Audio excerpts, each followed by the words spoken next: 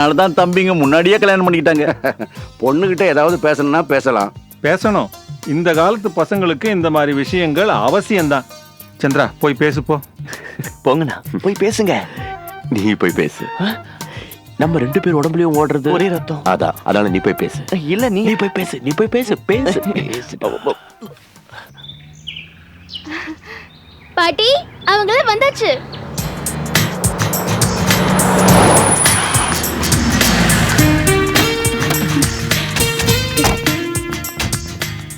என்னாச்சு? பொண்ணு பிடிச்சிருக்காமா? அவன் ஒண்ணுமே சொல்லல. என்னப்பா உனக்கு பொண்ணு பிடிக்கலையா? ரொம்ப லாங்கு. லாங்கா? ஓ அப்படின்னா உன்னை விட பொண்ணு ரொம்ப உயரமா? நான் உயரத்தை சொல்லல, ரொம்ப தூரமா இருக்கு. நல்ல அந்த distance. கதெல்லாம் ஒண்ணும் வேண்டாம். நீ வெளிநாட்டுல இருந்து வர தூரத்தை விட இது ஒண்ணும் தூரம் இல்ல. நீ எங்களை டென்ஷன் படுத்தாத. என்னன்னு சொல்லு. சொல்றேன். கணேசா இங்க வா.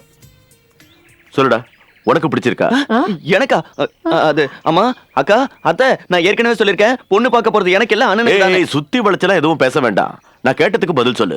உனக்கு அவளை பிடிச்சிருக்கா? பிடிச்சிருக்கான்னு கேட்டா பார்க்க நல்லா அழகா இருக்காங்க, தேவையான படிப்பும் இருக்கு, நல்ல குடும்பத்து பொண்ணுன்னு மாமா ஏற்கனவே சொல்லிருக்காரு. மாமா சொல்லாத விஷயத்த அவ சொல்லலையா?